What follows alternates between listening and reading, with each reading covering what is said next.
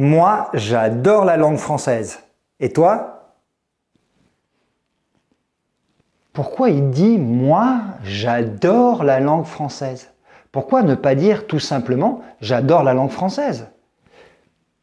Et quelle est la différence entre « j'adore » et « moi, j'adore ».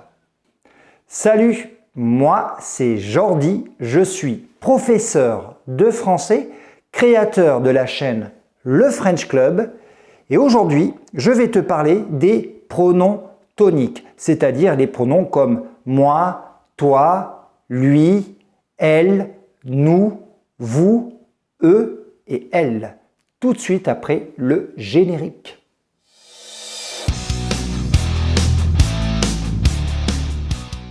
Alors, ces pronoms toniques, je vais déjà te les présenter. Ils apparaissent ici, voilà. Et ces pronoms toniques, ils sont au nombre de 8. Le pronom tonique « moi » correspond au pronom sujet « je ».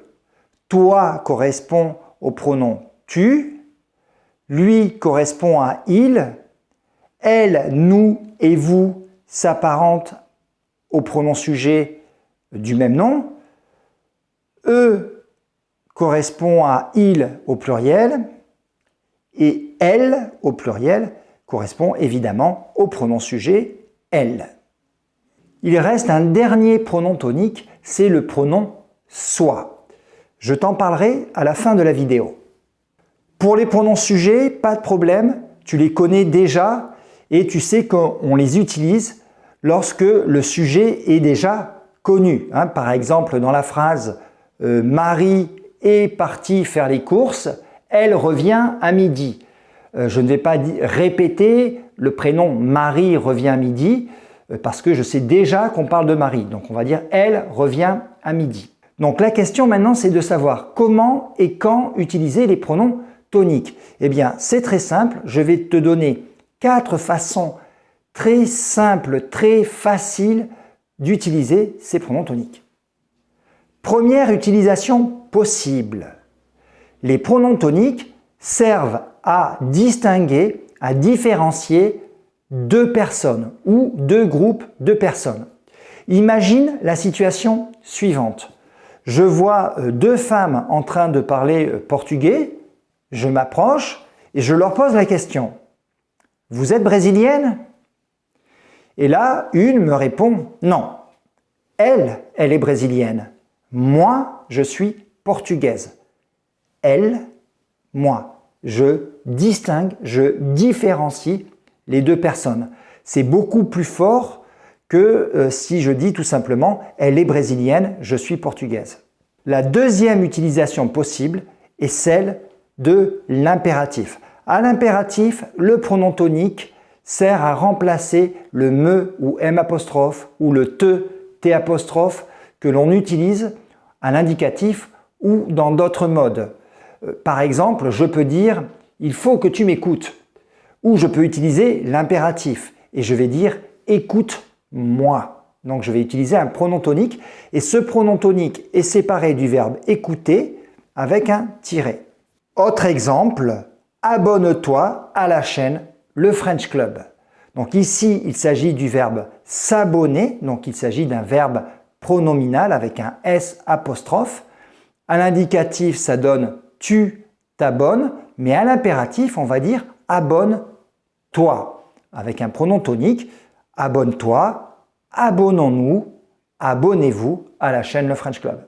Troisièmement, on utilise les pronoms toniques avec les prépositions avec, pour, sans, chez, vers et en.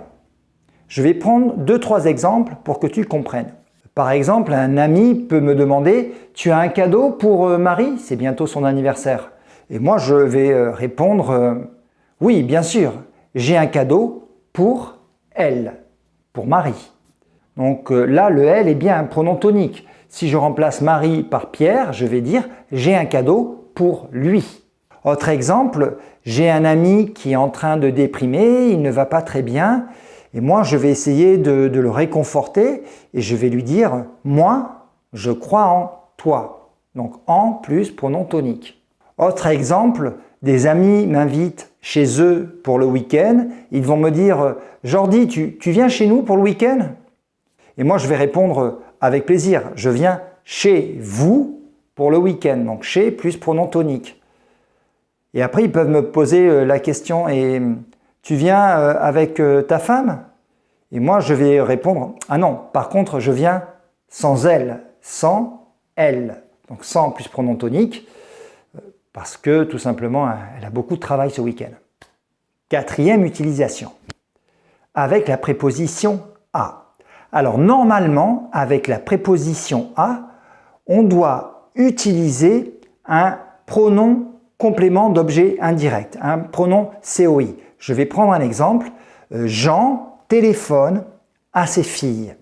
Si je veux remplacer à ses filles, Jean téléphone à qui? À ses filles.